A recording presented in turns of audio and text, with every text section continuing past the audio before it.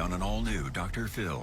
When body positivity I am an unapologetic fat girl. becomes dangerous. There is a point where it can compromise your health. We're not something that needs to be fixed. I was actually 715 pounds. I had to lose weight or I was going to die. And Brooke Burke's personal battle. We might as well get this out on the table now, although it's still painful. Let's do it. Good show, everybody. Here we go. This is a safe place to talk about hard things. Stand by. We'll count you down. Today is going to be a changing day in your life. 5, 4. Get ready to take care of you.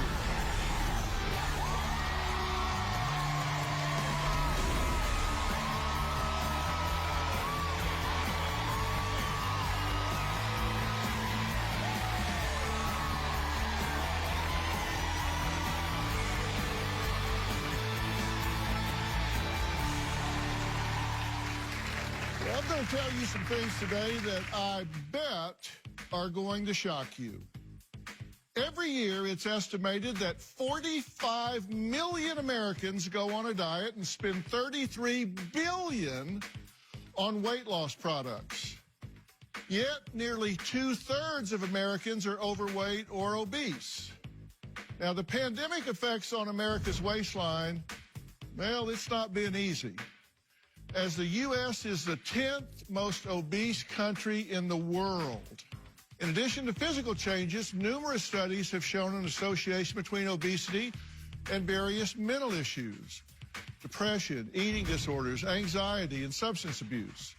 So we're going to take a closer look at the psychology of obesity. And in this new age of body positivity, which focuses on the acceptance of all bodies, regardless of shape and size, is there such a thing as taking those beliefs too far? Take a look. The average American is nearly obese at this point. Body positivity.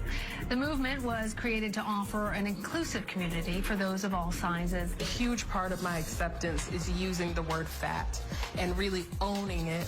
Lizzo straight up drops the mic on all the body shamers. Model Ashley Graham, she's gorgeous, she's fun, and she does not shy away from the spotlight. I've had clients tell me, you're too fat and we can't book you because you don't fit into the jeans. It's impossible to feel good about yourself when you're doing something that's self-destructive. A health at every size is a lie, so there's nothing left to debate. It's not beautiful, and I think calling what gets people to that point beautiful is dangerous and really cruel. Well, Amanda says she used to believe you could be healthy at any size until she experienced a life-threatening wake-up call. I was morbidly obese my entire life. At night, when everyone would go to bed, is when I would binge eat. I would literally eat the stuffing out of my pillow at night just to get that feeling. When I was almost 800 pounds, you are lucky to be able to stand up long enough to walk to the bathroom. Morbidly obese people are the largest people in any room, yet we are the most invisible. Telling people that you can be 500 pounds and be healthy is dangerous. It's irresponsible, and it's not something that I would ever agree with. I've had people telling me that I'm a traitor to the plus-size community because I post my before and after pictures. And I am sending the message that I was not good enough before. And that's not true. If you don't love yourself, you're not going to care enough to make changes to better yourself. I lost 500 pounds, so I would be dead had I not lost weight. Well, joining us virtually is Amanda, and also joining us on stage is Dr. Michael Gorin, professor of pediatrics at the Keck School of Medicine at USC and author of Sugar Proof, The Hidden Dangers of Sugar That Are Putting Your Children's Health at Risk and What You Can Do. Thank you both for being here. Now, Amanda, why did you call yourself, quote, functioning fat, and how were you living before you had weight loss surgery? I call myself functioning fat because I was always obese. That's all that I knew. I didn't know a life of not being overweight. And I had a full-time job at a hospital. I walked around, I drove, I had an upstairs apartment. I lived day to day. And yes, I had aches and pains, but on paper, I was healthy. I didn't have high blood pressure. I didn't have those things. But what I didn't realize is my body was in such bad shape that one accident, my body was not able to recover from that, and it made me spiral downward very fast. Well, doctor, let's talk about this a little bit, because in this day and time, people talk about body positivity, body shaming, but is there a point where you have to stop thinking about aesthetics and start thinking about health? Yes, I think absolutely. I think there's probably too much focus on just weight. I mean, obesity is defined as an excess body weight, but it's to the point at which it affects chronic disease like type 2 diabetes, heart disease. So we really have to think about where the body is storing fat and how that fat is affecting organ function. For example, if fat begins to infiltrate into the liver, which is a relatively new condition called non-alcoholic fatty liver disease, then it can affect health. When you say non-alcoholic fatty liver disease, we're seeing a tremendous increase in this among children. That's right. Yeah. It wasn't even a disease 10 or 15 years ago. Most liver disease was due to alcohol. Now it's non-alcohol, and the non-alcoholic contributor to liver disease is sugar, actually. Also, there's a point where, Amanda, you couldn't get an MRI or be a candidate for surgery if you needed it, correct? Right. I was actually at 715 pounds. I was diagnosed with endometrial cancer, and I could not get treatment for it. And I was not able to do radiation because the weight limit on the radiation table was 550, and I was over that. Okay, so what did they tell you at that point? What were your options? That I had to lose weight or I was going to die. Why are we seeing this epidemic at this point? What's causing it? Clearly, the shift has been in the last 30, 40 years as we've shifted our food environment to a much more rapidly available, lower quality, cheap processed food, coupled with a much more sedentary lifestyle. You think people are eating more sugar than they should? Yes. And most people don't have any idea all the different sources that they're getting sugar from. That's right. And 70% of foods in the grocery store, packaged foods, contain some type of added sugar. And there's now over 250 names on food labels that could be sugar. Right. Let's look at some of these sugar statistics, because these are shocking. Colonials ate 4 pounds of sugar per year. 4 pounds per year. In the year 2000, the average individual was eating 150 pounds of sugar per year. That's 37.5 times more than what we were eating during colonial times. That's right. The average person in the U.S. is eating a 2-pound bag of sugar every 5 days. Okay, let that soak in for a minute. An average person, you and me, are eating what? A 2-pound bag of sugar every 5 days. Yeah. Raise your hand if that surprises you. Yeah, that surprises everybody, which means this is sneaking up on people, right? Now, we're going to add somebody to the conversation after the break. A celebrity TV host, fitness expert, and most importantly, a mom. Now, why the topic of obesity hits home for her. Plus, she branded herself on social media as being unapologetically fat. We'll add these two people to the conversation next.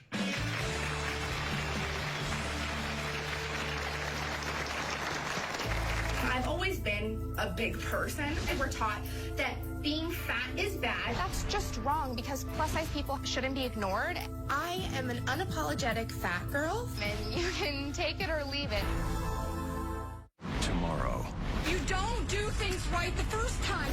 Is she his wife or his boss? Would you consider yourself bossy? I can be, yes. A nag?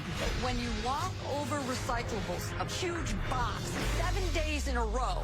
Each time we go to a break, she's coaching you on what you need to say. Right. Surely I'm not alone. Can you just interact with me so that I don't feel so alone and get upset? That's tomorrow. Then on Wednesday, one unruly teen. Her volatility is out of control. Can 3 generations of problems come to an end? You couldn't get commercial break without criticizing his child. That's Wednesday. Doctor. It's not how much you weigh or this hot girl summer bikini body thing. I don't really even like that. I think it's about energy, and I think it's about immunity, and I also think it's about, really, honestly, that accomplishment. Mind, heart, body, soul. You know, I used to think that I was working out only so I could fit into the right size. But as I got older and I witnessed my mother's poor health, I can remember the shift in my mind. This isn't about how I look. This is about how long I can live. You just saw my next guest discussing the importance of health and self-care with my wife, Robin, on her podcast, I've Got a Secret with Robin McGraw. And if you haven't listened to that episode, trust me, you should. Brooke Burke is a celebrity host, fitness expert, and CEO of her own fitness app, Brooke Burke Body. Now, while Brooke says she encourages women to sweat smart to transform their bodies, not everyone feels the same. Here's what Abby has to say. I've always been a big person. I struggled with my weight since my childhood. At the age of 14, I was about 200 pounds. I had this personal trainer that was not very nice. They would tell me if I wanted friends, I needed to lose weight, that no one would ever love me if I'm fat.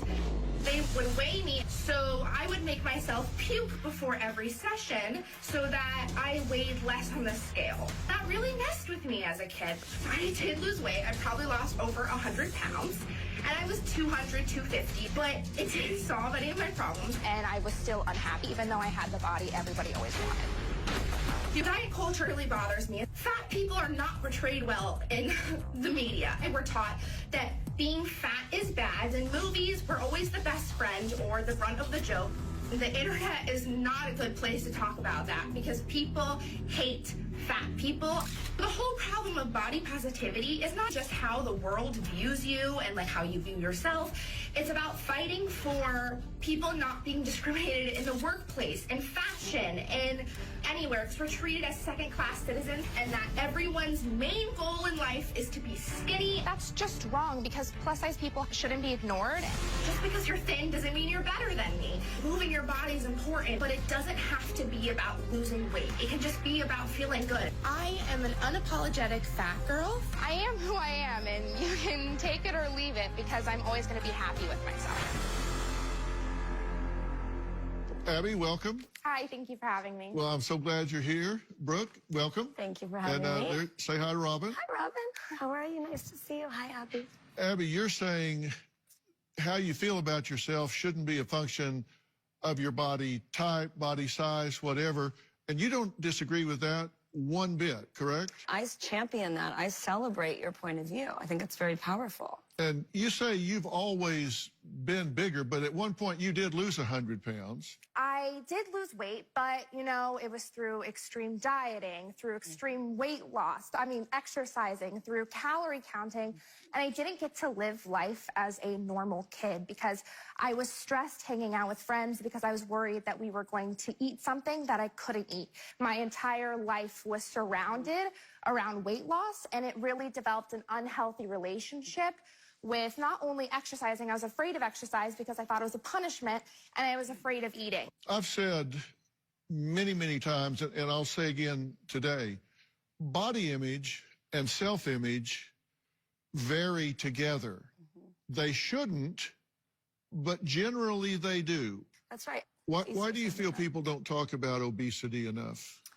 I think there's a lot of shame related to it. We might as well get this out on the table now, although it's still painful for my family. I lost my brother this summer, my younger brother. He died of obesity in his late 40s, died in his sleep, had no pre-existing medical conditions. My family is still not talking about it. It's a very delicate dance for me, considering the space that I'm in. It shouldn't have happened. It's very sad. It's very painful. So I'm personally committed to it. I'm personally dealing with it, healing, growing, trying to find the right words and the right narrative to help people and honor my family and respect their privacy. But I'm living that right now. And there's an element of denial. shame, and just not knowing how to navigate that, not knowing how to talk to the younger children in our family about the steps that we can take to try to be better, to try to get better, to try to avoid that. It's scary. And how much of this, doctor, is a genetic predisposition? The understanding currently is that it's more to do with environmental triggers, the food environment, physical activity, even things like air pollution and chemical contaminants in the environment that are endocrine disruptors and promote obesity. So genetic factors are very, actually, small contribution overall. And when we do talk about genetic contribution, for the most part, that talks about who can be obese, not who will be obese, Yes, correct? That's right. So we have genes that can predispose us. It's not like having a gene for curly hair or brown eyes. It's you had to bring up hair, didn't you? Just had to go there. Sorry about that. There are some things that, are predetermined, and then there are some things that are predispositions, and what you do, the choices you make, can determine it. And I feel your pain. Robin can attest. Everyone in my family is morbidly obese, and I've had 2 nephews over 500 pounds. We buried one within the last year at a young age, and another the year before. That was his little brother. Robin, why do you think you had such a massive response when you two sat down and talked about this? We really connected, first of all, because I had just lost our nephew, and Brooke had just lost her brother. And so for the very same reason, because of obesity. So we really connected over that.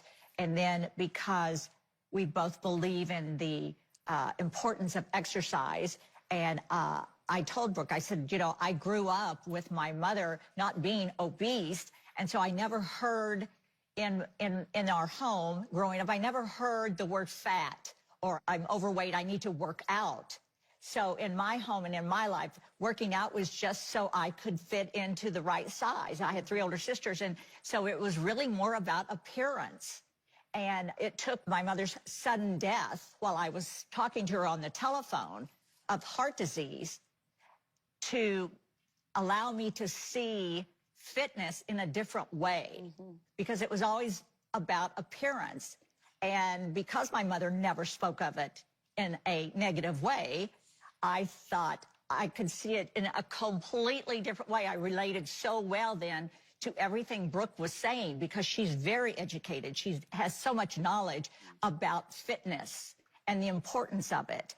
And I said, the day my mother died, I saw it completely in a completely different way. I saw, okay, fitness is about being healthy and living a long life, not about how you look in a pair of jeans or in a different dress. It's all about health. Next, a former mental health counselor who says she spent years of her life helping others, but now, at nearly 500 pounds, can't seem to help herself.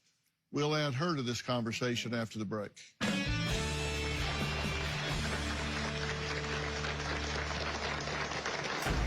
Today I weigh almost 500 pounds. I feel like I'm a prisoner inside my own body. At this point, I'm basically disabled because of my weight. I can't hardly walk. Most of my life, I'm confined to my bed. If I don't get immediate help, I feel like I will be dead. Need to get him home from Jamaica. He's been tied up with a rope. He's been beat with a tire iron, beat up by gangsters on the border. There aren't any borders in Jamaica. It's an island. I've tried and I've tried to get him back to the States. He doesn't have money to eat, but he's got green fees to be playing golf. This May. Everyone talks about romanticizing your life. But that can be really hard to do as a plus-size person when you're never portrayed as the main character. We're told that our bodies are wrong, that our stretch marks and rolls are unattractive, when in reality, they're what make us unique. So we need to be our own main characters. We need to find the beauty in life's smallest things. We need to find the beauty in ourselves, because we're only given one body, and life's too short to spend it hating yourself. Well, we've been talking about the obesity epidemic and body positivity movement, And are they at odds? Now, my next guest, Jenny, says throughout her life, she never minded being bigger and even worked as a mental health counselor for 7 years until one day she lost her job and gained more weight than she could have ever imagined. My entire life, I've been what would be considered obese. Today, I weigh almost 500 pounds. I feel like I'm a prisoner inside my own body. I worked as a counselor for about 7 years before I got laid off. I feel like the irony in all this is that I spent years trying to help other people out, and my life is now spiraling out of control. At this point, I'm basically disabled because of my weight. I can't hardly walk. I can go about 10 steps, and then my legs just give out. I have to use a wheelchair. I've not been able to work. Doing just basic things like bathing and cooking, cleaning the house, everything has to be done in an altered way. Most of my life, I'm confined to my bed. It's the only place where I can sit in a position that's comfortable, that doesn't cause pain. Psychologically, there are lots of issues. I'm depressed. I'm anxious all the time. When I see myself, I'm like, oh my God, what happened? I feel like I live on the edge, one fall, and that could just be over, or I could just have a heart attack at any minute. If I don't get immediate help, I feel like I will be dead, but there's just no other way around it. Jenny, it's good to meet you. Good to meet you. How did you get from where you were to where you are now? At some point, I just gave up. I used to be a lot like you. You know, I said, hey, I'm a big girl. If you don't like it, don't look. You know, I did things. I had a normal life for a while, and then one day, oh, I can't step over the lip of the bathtub, you know? So I have to find another way to do that normal thing. And one day I can't go up the stairs. It's just slowly things just started going away until there was nothing left. And then the bigger I got, the worse the mental health got, because you can't do anything and you're stuck. And, you know, right now it's clear with Jenny, because I've read every word that you've said that we've asked you about, you get so far from where you want to be that it looks insurmountable. It's like, I'm so far gone now, there's no way I can ever get back. And you just give up, which I'm going to convince you is not true, but this is part of what you deal with. Hi, Jenny. So nice to meet you. I also studied everything that you submitted, and what touched me the most, besides my personal commitment to this and what broke my heart, is when you said you don't feel human anymore. And you are so worthy of going through these changes and getting your sense of self back for your daughter, for yourself. Everything is possible. It can start right now, today. This is about living for you. And to find a lifestyle, like Dr. Phil said, a lifestyle that's achievable. But I also think it's important that we don't paint overweight people as these pathetic cases that need to be fixed, and that you can't live life and that you're miserable. Because I don't feel miserable. I can do everything else my friends can do, okay? And we think that fat people, we're lazy, we shove our faces with hamburgers. But I know plenty of skinny friends that don't eat well. I eat better than them. I exercise better than them. But they won the genetic lottery, and they can get away with that. But because I can't, me as a human is questioned of my values and how important I am as a human. So I think it's important that we also talk about that too, is that we're not something that needs to be fixed. Well, I think that is being talked about. And you say, I'm not miserable. She is. And I totally You can't get that. turn I'm a deaf sorry. ear to that because you're defensive about people saying that about you. You have to be empathetic with her because she is that way right now. And because you aren't doesn't mean you turn a deaf ear to her. This is the... You say, I'm not miserable. She is. And I totally You get can't that. turn I'm a deaf ear sorry. to that because you're defensive about people saying that about you. You have to be empathetic with her because she is that way right now. And because you aren't doesn't mean you turn a deaf ear to her. And the thing is that the body positive movement and myself, we're not against people losing weight, of course. That's not it at all. But the problem that we're not addressing is that right now our current culture treats exercise as a weight loss and not as something to feel good about yourself. And it feels good to move. And we're not talking about how toxic the diet industry is too. I mean, like, I think in 2019, it was a $78 billion industry. And 95% of diets fail. So it's not that it's as easy as just going on a diet when we have an industry that has been designed to make you fail to get more money out of your pocket. Well, it's worse than that. People that go on a diet during the year, by the end of the year, will have gained more weight than people that never even went on a diet. Exactly. You're exactly right. It is a toxic situation. It has to be a lifestyle. And I think that's what you're talking about, is a lifestyle. Yeah, and, you know, if I may, I love your point of view. Totally get it. None of this is easy. Amanda had a good point that she said earlier. There's many things that you don't think about, like when I was 250 pounds and I could run around and do whatever, or 300 pounds and I could run around and work and did everything everybody else did. I never thought of the damage I was doing to all my bones. Now there are bone spurs all over my back, bone spurs in my knees. I need knee replacement, hip replacement, back surgery. It's just broke my whole body completely down. And you're not a candidate for surgery now, right? And I'm not, no, they cannot do the back surgery. They said it would just come right back, you know, if I do it at this weight. My MRI is 15 years old. Who knows how much worse my back has gotten in 15 years because I can't fit in the MRI machine. It's lots of things you don't think about. Well, I want to be very clear, because these are two different things. One is in terms of body positivity, in terms of how you feel about yourself as a human being.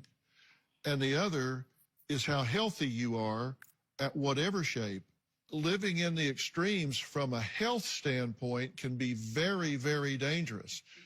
That has nothing to do with how you feel about yourself as a human being. So to me, these are mutually exclusive.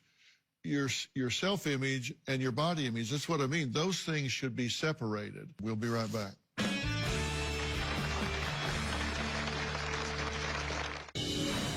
Every day that I don't do anything about my weight is one step closer to the grave for me. Usually when I wake up, I'm already thinking about ordering pizza. So then I'll eat something like cheese and crackers, and then I have the plate of brownies. And then my mom comes home, and then I'll eat regular dinner with her.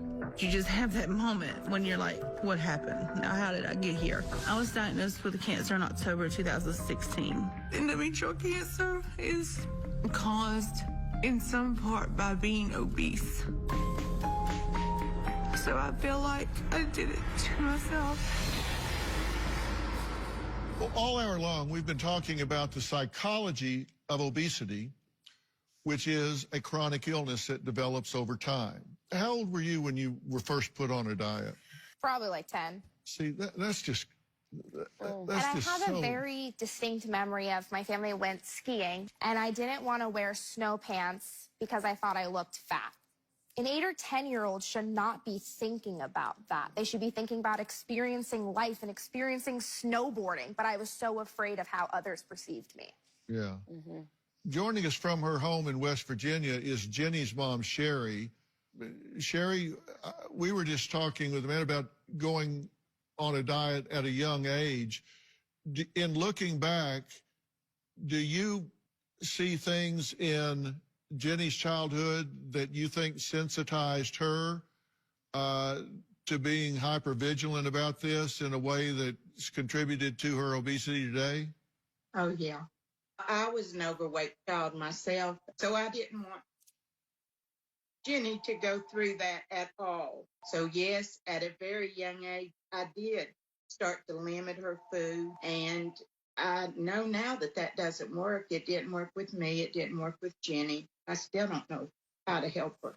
Did you feel hypersensitized to it at a young age? Oh, yeah.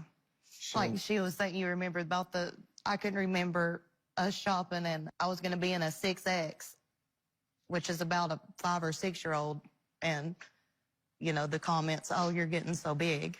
You went up too, and that could have just been that because I was only 6, but I didn't take it that way. So, yeah, I don't blame her. I really gained a lot when I left her house because I was like, not going to eat whatever I want, you know, and I went a little crazy. But yeah, it's just always been there. You know, so much of this is your mindset and what you've been programmed to think and how you've been programmed to see yourself. And we've been talking about the psychology of obesity, but what's the psychology of the society that you're living in?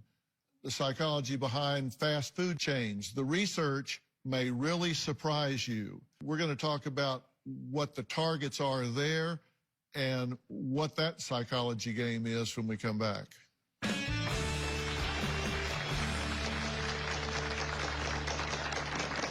Okay, is everybody having a good time in the audience today? All right. Well, as we start to return to normal life, it is still important to be aware of the air around you. And to help make sure that yours is the best, everybody today is going home with a Breathe Smart Air Room Purifier from Allen Purifiers.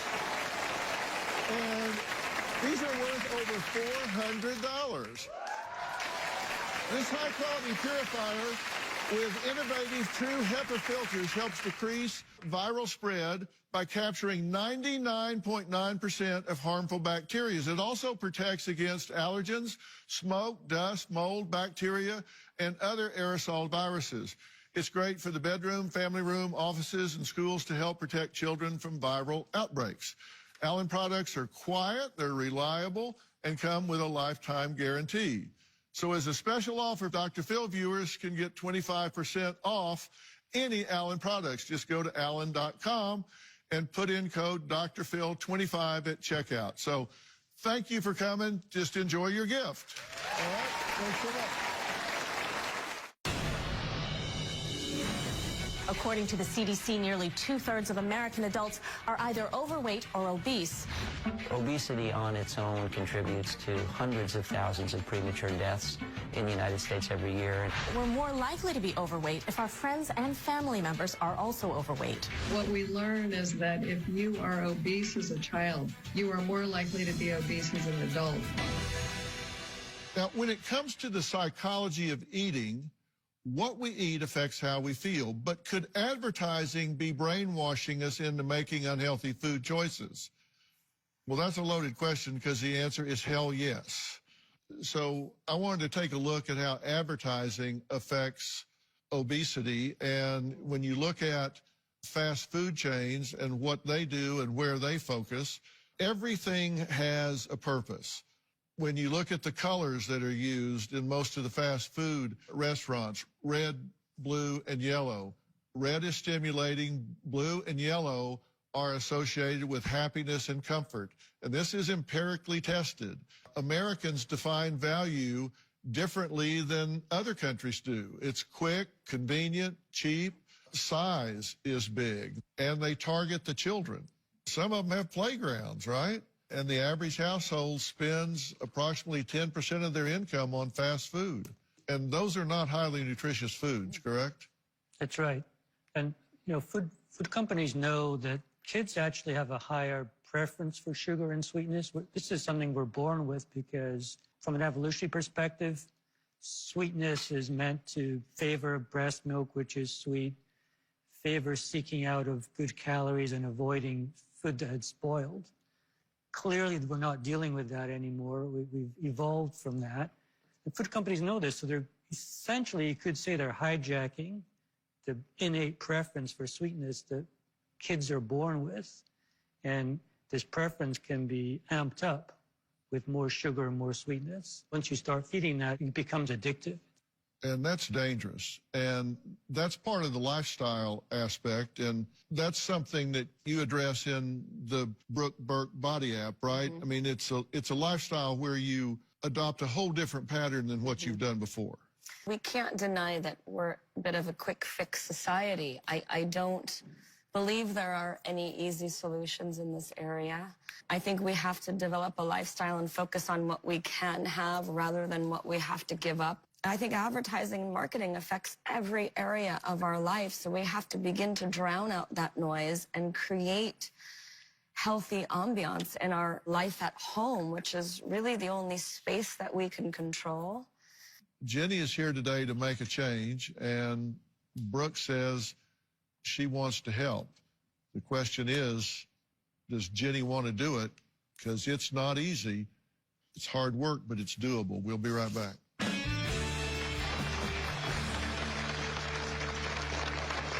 What's coming up on Dr. Phil? Visit our website and subscribe to our newsletter. You'll get weekly updates, life strategies, and exclusive video that you won't find anywhere else. Plus, on drphil.com, you can see sneak previews of upcoming shows. Log on today. Jenny says in the past 6 months, she has lost 25 pounds, but needs to lose 100 to qualify for weight loss surgery. Now, last month, Jenny says she fell off of her diet and has been scared to step back on the scale until today. Well, you can't know where you're going unless you know where you are. Right now, I'm feeling nervous about getting weighed. Not sure how I've done in the last month. The last time I weighed myself was a month or so ago, and it was 476. I have no idea how much I weigh right now.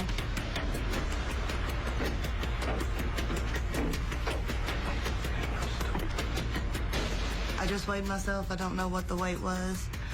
I want Dr. Phil to tell me that and see how I'm doing. I'm hoping that Dr. Phil can help. I feel like this is my last chance for help.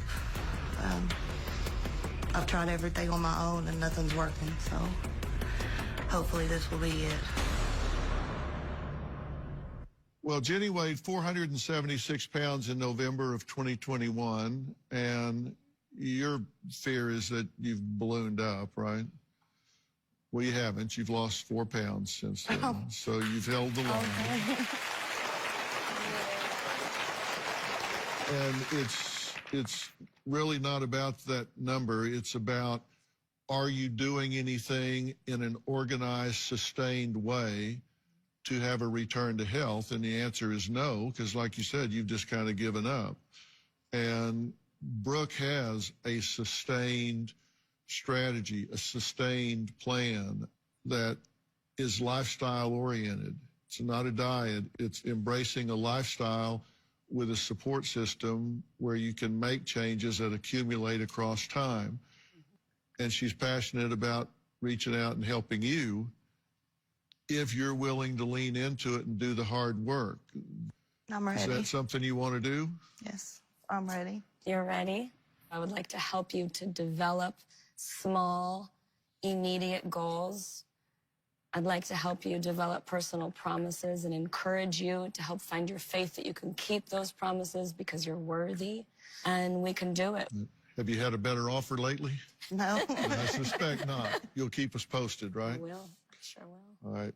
Well, what I want all of you here in the studio, virtual audience, and at home to take away is that you just have to be mindful. There are professionals in this world that are targeting us in certain ways. Diets, they're not great, but lifestyle changes do work. And, you know, Brooke wants to offer Jenny a whole lot of things to get started with. And I'm talking about this whole setup that we've got. What I like to do is to share with you some things that I do genuinely, organically, simple things. I've been a part of the Skechers family forever. They are so thrilled to make sure you are comfy and supported and that you have the right walking shoes. True Niagen I've been taking for 5 years before I worked with them. It's a supplement. If you're going to take one supplement, it's about energy, longevity, cellular wellness, helps your body create natural levels of NAD. And you deserve it, and it's time to grab on. Thank you. And do it. So, Brooke, thank you. Thank you. For helping us. All right. I want to thank all of my guests today, including Dr. Michael Gorn and Brooke Burke. For more information about today's episode, log on to drphil.com. Don't forget to follow and subscribe to my podcast, Fill in the Blanks, where I provide tools and techniques to spot a con artist and build a resilient child or navigate difficult relationships. You can find it right there. And check out Robin's podcast, I've Got a Secret with Robin McGraw. Whether you're looking for a secret to keeping your head up or the neuroscience secret of feeling good, Robin covers it all. Listen for free on Apple Podcast or wherever you listen to podcasts. Be sure and check out the episode with Robin and Brooke. It was really compelling. They talked about some meaningful things. We will see you next time. Doctor, thank you. Brooke, thank you.